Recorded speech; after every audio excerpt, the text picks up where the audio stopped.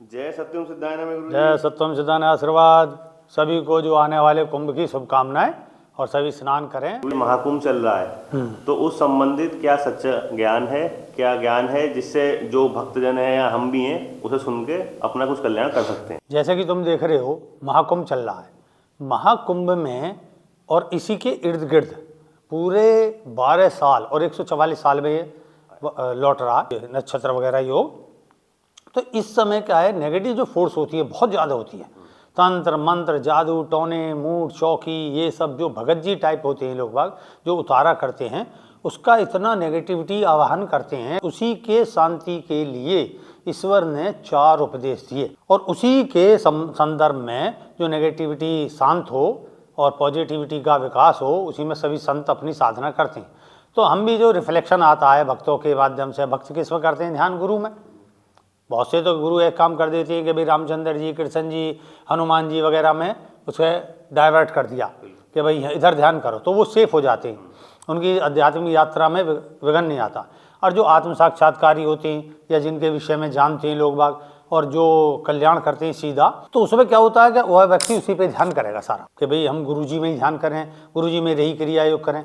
तो उससे जो पूरे साल कभी कभी ऐसा होता है कि जो नेगेटिव के रिफ्लेक्शन आता है, तो वो प्रतिक्रिया स्वरूप आपको भी रोग या आप सोचो कि उसमें तबीयत खराब होना वगैरह और साधनागत विघ्न बाधाएं आती हैं। तो उसमें क्या होता है कि भाई चलो जैसे हो आप उसी अवस्था में रहो और अनुष्ठानों पर ध्यान दो, तो उसी बीच का ये सब विषय। और दूसरा विषय था तुम्हारा महाकुंभ को लेकर। हाँ, तो देखो कुछ हैं प्रचलित कहानियाँ और जो पौराणिक कथाएं वो भी अपनी जगह सत्य हैं। सत्यता मैं एक सत्य में जो बताता हूँ जो कि प्रचलन में नहीं है। जब जो ब्रह्म शक्ति मतलब सृष्टि हुई, तो ब्रह्म ने अपने 4 ज्ञान दिए, अर्थ काम धर्म मोक्ष, जिनकी ये चारों नवरात्रियाँ मनाई जाती हैं। और यही 4 कुंभ है। कुंभ क्या है? कुंभ एक मटका दिखाएंगे, एक व्यक्ति जो मटका लिए हुए जा रहा है, जो कुंभ राशि का भी प्रतीक है, और उससे छलक रहा है। ये विषय हो गया कि छलक क्या रहा है, जैसा उसको दिया गया अमृत है तो अमृत है, विष है तो विष है, वो सब छलकेगा जैसा। जब तो राशिगत कहा गया है कि इस पे कुंभ राशि पे क्या आदर्श का ज्ञान होता। जैसे शिव जी हैं तो शिव जी ने आत्म साक्षात्कार हर प्रकार का प्राप्त करके और एक तरीके से अमृत भरा कुंभ, तभी तो उनकी कुंभ राशि आई, तो वो जो है उन्होंने समाज को बांटा। जैसे कि गंगा निकल रही है उनके सिर से, और कुंडली का प्रतीक सर्प है, त्रिगुण प्रतीकात्मक त्रिशूल है, डमरू है नाद का प्रतीक, और तांडव वगैरह ये सब लेके। तो जो ब्रह्म ने कुछ समय जो ये वर्ष में और जितने भी समय आए, तो उनमें एक एक ज्ञान दिया गया, अर्थ धर्म काम मोक्ष, जिनका वेद है नहीं, ऋग्वेद वगैरह ये सारे अर्थ वेद वगैरह ये चारों ज्ञान दिए गए। तो उनका जो समय निश्चित हुआ वो कब हुआ, तो काल गणना के हिसाब से वो इतना अनादि हो चुका है वैदिक ज्ञान के अनुसार कि उसकी गणना करनी आज के समय में एक खोज चल रही है, लुप्तीकरण हो चुका। परिणाम स्वरूप ये कुंभ जो है ये बने कि उस दरमियान किस तरीके का ज्ञान शिष्य को दिया गया, समाज को दिया गया ब्रह्मा के 4 मुखों से, इसलिए 4 मुख बन गए ब्रह्मा के, है नहीं। तो 4 मुखों से वेद प्रकट हुए, वेद से समाज को आया, तो भिन्न भिन्न समय पर वो सब, वेद का मतलब क्या है? विस्तार होना है, जितना ज्ञान है उसका विस्तार हो। तो कुंभ जो है ये तो है नहीं कि भरा ही रहेगा, तो वो घट खाली होता रहता है, समाज को देते रहते हैं, फिर अपना विस्तार करते हैं आत्मिक ज्ञान का, और जो प्रश्न आते हैं उनका उत्तर जो है फिर समाज को दिया जाता है, क्योंकि समाज भी बदलता रहता, देश काल परिस्थिति के अनुसार समाज बदलता रहता। ऐसे ही ये तो हो गया एक पुरुषवाद का। ऐसे ही एक स्त्रीवाद का है, जो स्त्री शक्ति है ब्रह्मई, जिसको हम पूर्णिमा बोलते हैं, सत्यनारायण भगवान और पूर्णिमा। तो पूर्णिमा के आधार पर क्या हुए? 16 कला युक्त पूर्णिमा। तो उसमें भी 4 ज्ञान, उसमें भी जैसे चारों नवरात्रि हैं, चैत और जेठ की, क्वार की, माघ की। अब ये माघ की नवरात्रि हम अपने गांव में मना रहे हैं, जो महाआश्रम बन रहा नवीन आश्रम, उस पर तमाम सब ये व्यवस्था की जा रही है, और विद्वान लोग जाए, दैविक पाठ होंगे, और ये सब करने के बाद अनुष्ठान उन्होंने भी दिया। तो उसमें होगी चामुंडा। एक में आ गया ज्ञान, इच्छा क्रिया ज्ञान, और ज्ञान किसका? जो चारों विषय मतलब 3 विषय हो गए ना, तमगुण रजगुण सतगुण, ये गुण हैं जिसमें कि मुख्य तो 2 ही गुण है नहीं, तमगुण और सतगुण। रजगुण है क्रिया, क्रिया शक्ति। और इस दोनों से क्या द्वैत से अद्वैत की प्राप्ति हुई। अद्वैत है चतुर्थ, तो चतुर्मुख कौन सा हो गया, जो है चामुंडा, चार मुंडों वाली। तो चार मुंडों वाली जैसे ब्रह्मा है ऐसी ब्रह्मई शक्ति है। तो उन्होंने भी स्त्रियों के लिए ज्ञान दिया गया। अभी मैंने ये खोज की है कि भी पुरुष युग हैं, तो ऐसा नहीं कि चार पुरुष युग अगर यही रिपीट होते नहीं, बहुत बड़ा बावलापना चल रहा है समाज में कि सतयुग, त्रेता, द्वापर, कलयुग, फिर सतयुग, त्रेता, द्वापर, कलयुग। अरे भैया तो पुरुषवाद ही रहेगा, स्त्रीवाद कहाँ से आ गया है? और बीच में शून्यवाद और उसके बाद में बीज युग वगैरह, वो सारे मैंने ग्रंथ में 87 ग्रंथ है, उसे खरीदने लोग पढ़ें, अध्ययन करेंगे तो मिलेगा। और हर चीज़ देखिए इतना बड़ा समेटा नहीं जाता ज्ञान, कुछ ज्ञान तो जो है शिष्य को बैठकर सुनना पड़ता है और गूढ़ भी ज्ञान होता है। तो उस समय ये चार किए गए। तो देखो ऐसा है जैसे अभी ये प्रयागराज में लग रहा है और एक लगता है हरिद्वार में और उज्जैन में लगता है और नासिक में। तो जो प्रयागराज का है और जो हरिद्वार का है इसमें महाकुंभ लगते हैं और जो है उसमें उपकुंभ लगते हैं, अर्धकुंभ बोलो न उपकुंभ बोलो। और भी ये 9 प्रकार के होते हैं, 4 मुख्य हैं। और सारा क्या है कि द्वैत, फिर 2 का 4, 4 दूनी 8 और फिर 4 थिया 12, आगे वैसे 24 और तत्व वगैरह चलते चले जाएंगे। लेकिन मूल में फिर उसको 12 कुछ जैसे जन्म कुंडली में होते हैं तो 12 खाने होते हैं, अर्धधर्म काम मोक्ष, अर्धधर्म काम मोक्ष। और व्यक्ति जो है किसका है, वो मेन तो व्यक्ति तुम हो ना, जो जन्म कुंडली का आधार है वो तुम हो। तो उसके कौन से अर्थ, धर्म, काम, मोक्ष ये देखे जाते हैं। तो ऐसे ये कुंभ का रखा गया, इसमें सभी संत इकट्ठे होते हैं। तो पहले क्या हुआ, शंकराचार्य ने ये इकट्ठा करके फिर तरीके से मनवाना शुरू किया। ऐसा नहीं है कि उनसे पहले मनता ही नहीं था, ये तो अनादि काल से, पता नहीं इसका तो कोई काल ही नहीं है, तब से मनता चला रहा। तो उसमें क्या होता है कि संत लोग आते हैं। अब पहले लोगों को पता नहीं चलता था भाई गुरु हमारे क्या हुआ उनका गुरु का, मान लो हमने ऐसी कुंभ में मंत्र ले लिया और फिर यात्रा करी, गुरु जी हैं केदारनाथ के और भी कहीं, तो और उनका पता चलता था। फिर मान लो मुझे चारवाक दर्शन है, मैं थोड़ा तार्किक हूँ, तो मैं सोचता था यार किसी और से ज़रा क्वेश्चन करूँ, हमारे गुरुजी से नहीं दिया जा रहा।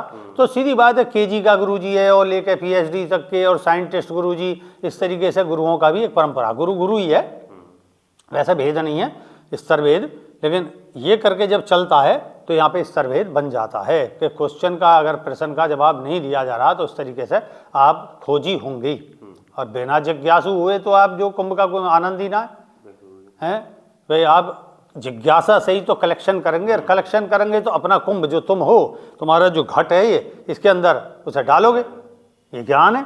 तो इसलिए जो है यहाँ इकट्ठे होते थे उसी वैदिक ज्ञान को देने के लिए।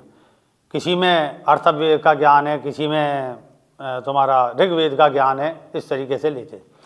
अब कुछ जातिगत भी हुआ बाद में आके, जो ब्राह्मणों का वर्चस्व बढ़ा तो उन्होंने भाई एक तरीके से ब्राह्मणों का चीज़ चली तो उसमें 12 शंकराचार्य के अखाड़े बन गए और अब तो खैर और भी प्रवेश कर रहे हैं। लेकिन यहाँ पे एक और आता है, जो आदर्श गुरु हैं वो आप देखोगे इसमें कम से कम ही इकट्ठे होते हैं। रंगकारी हैं और भी हैं इस तरीके के, वो इसमें नहीं लगाते, वो अपना अलग ही देखे, जब उनके फॉलोअर्स बहुत हैं, ये देखेंगे फॉलोइंग बहुत याद आ। तो फिर क्या काम करा जातिगत में, जैसे गढ़ का मेला हुआ तो गढ़ का मेला में कार्तिक पूर्णिमा पे लगता है, उससे पहले छठ पूजा है। तो और जो निम्न जातियाँ हैं, निम्न वैसे नहीं बोला जाता, जो सामाजिक तौर पर व्यवस्थाएं, तो उन्होंने छठ पूजा को पकड़ लिया, सूर्य की उपासना है। उससे आगे कार्तिक पूर्णिमा आती है, उस पर हो गया, जेठ का दशहरा हो गया, ऐसे करके बांटे गए। तो इनमें वहाँ पे जैसे गढ़ के मेले लगता है, सब जो जाट हैं, यादव हैं, गुजर हैं, ये सब हैं, अपना कैंप लागते। इनमें भी थोड़ा गड़बड़ ये हो गई कि यहाँ पर एक चुनाव होता था कि भाई आपके घर का मुखिया कौन है। वहाँ पता चलती थी कि आपका घर का मुखिया, आपके गांव का मुखिया, आपका जो समाज का मुखिया कौन है, और उसको पगड़ी पहनाई जाती थी। और उसको पगड़ी बुलाना, पगड़ी पहनाना, ये चौधराट, ठकुरास, ये सब कहलाती थी, ये पद थे इस तरीके के। तो उन्हें दिया जाता कि भाई अब इस समाज का और इस क्षेत्र का ये मुखिया है, ये सरदार है, तो उसको दिया जाता था। तो ये भी एक प्रकार के अपने तौर पर कुंभ है नहीं। ये एक संतय के, ये सामाजिक हो गए, जो जेठ का दशहरा, कार्तिक का दशहरा, छठ पूजा वगैरह वगैरह जो हैं, ये जो हैं एक सामाजिक हो गए।